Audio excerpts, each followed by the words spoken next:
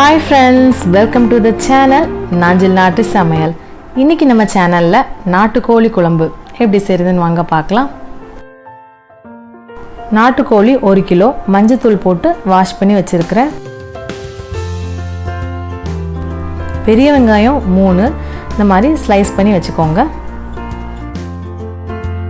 Medium சைஸ்ல ஒரு தக்காளி இந்த மாதிரி கட் பண்ணி எடுத்துக்கோங்க. தேங்காய் 1 கப் கொஞ்சமாக தண்ணி ஆட் பண்ணி இந்த மாதிரி பேஸ்ட் மாதிரி அரைச்சி எடுத்துக்கோங்க. கடாய் சூடானோன்னா 2 டேபிள் ஸ்பூன் தேங்காய் எண்ணெய் ஆட் பண்ணிக்கோங்க. எண்ணெய் சூடானதும் 1 டேபிள் ஸ்பூன் இஞ்சி பூண்டு விழுது ஆட் பண்ணி 1 நிமிஷத்துக்கு இந்த மாதிரி வதக்கிக்கோங்க. இஞ்சி பூண்டு பேஸ்ட் நல்லா வதங்கினதுக்கப்புறமா நம்ம கட் பண்ணி வச்சுருந்த வெங்காயத்தை சேர்த்துடலாம். 2 நிமிஷத்துக்கு வெங்காயத்தை நல்லா வதக்கிக்கோங்க.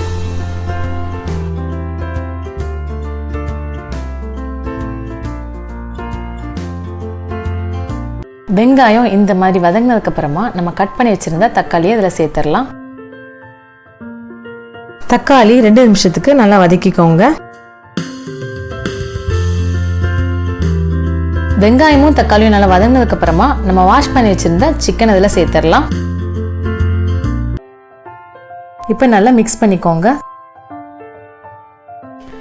உப்பு தேவையான அளவு போட்டுக்கோங்க. நான் 1 ஸ்பூன் சேர்த்துக்கிறேன்.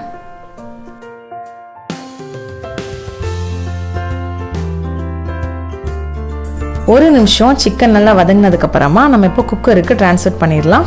சிக்கனில் ஏற்கனவே தண்ணி இருக்கும், ஸோ அதனால 1 கப் தண்ணி ஆட் பண்ணால் போதும்.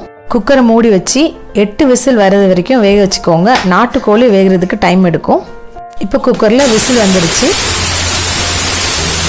ப்ரெஷர்லாம் ரிலீஸ் ஆனதுக்கப்புறமா நம்ம குக்கரை ஓப்பன் பண்ணி பார்க்கலாம்.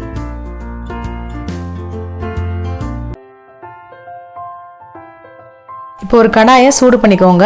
கடாய் சூடானதும் 2 டேபிள் ஸ்பூன் தேங்காய் ஆட் பண்ணிக்கோங்க. கொஞ்சமாக பிரிஞ்சி இலை, 1/2 ஸ்பூன் சோம்பு, சின்ன பீஸ் பட்டை, 2 ஏலக்காய் 1 நிமிஷத்துக்கு மிதமான சூட்டில் வச்சு வதக்கிக்கோங்க. 2 டேபிள் ஸ்பூன் வத்தல் மிளகாய் பொடி, 4 table spoon மல்லிப்பொடி, 1 spoon garam masala, 1/2 spoon மஞ்சள் தூள் இதெல்லாம் இந்த எண்ணெயில் சேர்த்து 1 நிமிஷத்துக்கு மிதமான சூட்டில் இந்த மாதிரி வதக்கிக்கோங்க.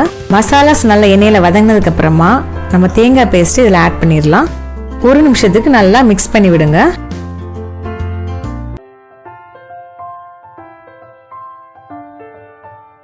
வேக வச்ச சிக்கன் நம்ம இப்போ இதில் ஆட் பண்ணிடலாம்.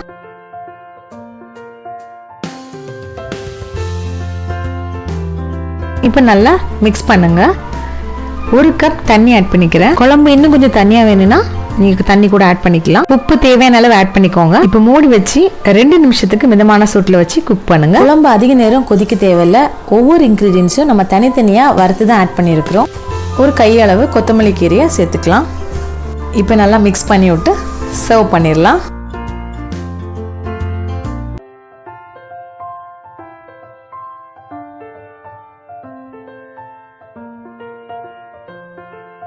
சுவையான நாட்டுக்கோழி குழம்பு தயாராகிடுச்சு. கண்டிப்பாக அந்த ரெசிபி உங்கள் வீட்டில் மறக்காமல் ட்ரை பண்ணி பாருங்கள். இந்த வீடியோ உங்களுக்கு பிடிச்சிருந்தா வீடியோக்கு லைக் பண்ணுங்கள். நம்ம சேனலை சப்ஸ்கிரைப் பண்ணாமல் இருந்தீங்கன்னா மறக்காமல் சப்ஸ்கிரைப் பண்ணுங்கள். தேங்க்ஸ் ஃபார் வாட்சிங். Bye bye.